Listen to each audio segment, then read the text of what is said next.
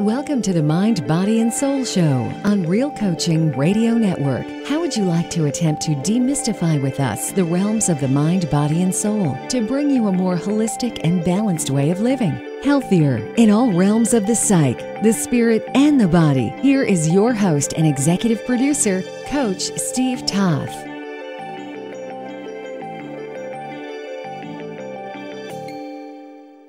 That's telling us, you don't want to know, because as soon as you know, you're going to start moving forward, and that's going to move us out of our comfort zone, and that's going to mean change and all these things. So we keep ourselves from, consciously knowing what we want or what we want to do or what the next action to take is. So part of what I do is I teach people, I help people remember who they really are. I help them remember their true magnificence, their true power. I help people really appreciate and acknowledge who they are. I sometimes say that my real job is teaching people to love themselves. And part of loving themselves is loving themselves enough to allow themselves the best life possible. When we truly love someone, we want to give them the best there is. So if we truly love ourselves, we want to give ourselves the best life possible in terms of not just what we can have, but what we can be and what we can offer to the world. So I use this tool EFT, which is this simple technique based on acupuncture. For thousands of years in Chinese medicine, they've been saying there's this flow of energy through the body along these meridians. And when this energy is not flowing well, when it's stuck, then we experience dis-ease, we experience illness. And so in acupuncture, they stick tiny needles in key spots around the face and body, and this rebalances the energy. It gets the energy flowing again so that we return to our natural state of health and well-being. And I believe that health and well-being, joy, love, happiness, that is our natural state of being. It's when we're taken away from that by these disturbances in our energy system that we're not feeling so good. So a psychologist named Roger Callahan discovered that he could help people release negative feelings simply by tapping on key points along these meridians. And he had come up with a series of different algorithms, tapping different points in different sequences to clear up different emotional issues. And then one of his first students was a gentleman named Gary Craig, who found that if you just tapped all these points from top to bottom, you got the same great results without having to try to figure out which points you're supposed to tap. It doesn't take very long. It only takes a few minutes. And you release those fears and you start to get back into that natural state of feeling good. And in that state, we're able to do these things that move us forward in life. Very interesting. So I think where I want to take this conversation is just jump right into the rabbit hole, because I think you are very knowledgeable about what we do around here. So I feel really comfortable and safe to go in there with you if you feel comfortable and safe to go in there with me. Absolutely. What's the worst that could happen, Steve?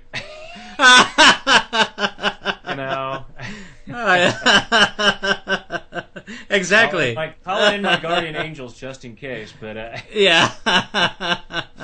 If God is for us, who can be against us? So it's really related to the movie Matrix, which is take the blue pill or the red pill. Yeah.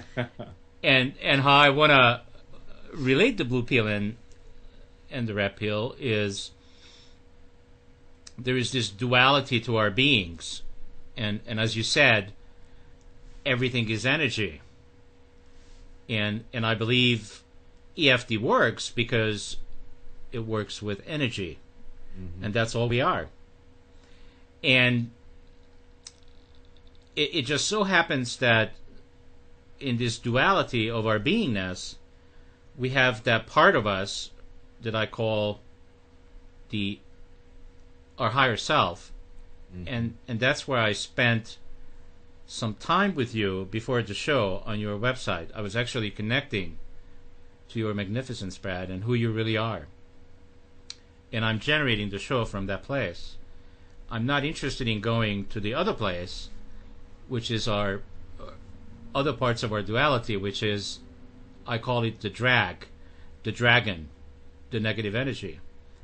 Because if I'm playing there, and I allow myself to play there, I'm not connected to myself, and therefore I cannot be connected to you.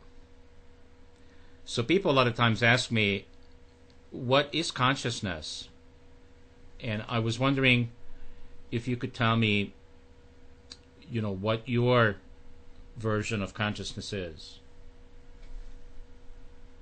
Yeah, I love what you're saying about all this. It's interesting. People sometimes say that they feel disconnected from God or Source. And I'll say, well, you can't actually be disconnected from Source because everything is that's like a drop of water feeling disconnected from the ocean. Yeah. While it's still in the middle we of the would ocean. Be dead. Yeah. If we would be disconnected. Yeah. It's that, as you said, there's that duality. There's the part of us, the higher self, that's like absolutely basking in all that is, and fully aware of our power and our connection to all that is. Loaves and fishes manifesting things out of nothing, or the seeming nothing. And then there's the part of us that's, I'm a separate entity, I'm a small little thing, then it's me against everybody else. And that part feels separate. That part is unaware of that connection. So I heard, and I'm blanking on his name now, it's terrible, a doctor was talking recently about how the function of the brain is actually to limit our awareness. Because there is so much, all there is, all this energy. It's too much. So for us to have this human experience, we need something, like the blinders they put on horses when they're pulling a cart, that keeps us focused on what's there. So saying that rather than the brain's the main function of this organ, the brain, is to limit our awareness, to limit our consciousness, so that we can focus on this game, as you say, the game of life. Whatever it was, the game of health or success or whatever. You're listening to Real Coaching Radio, building a positive network.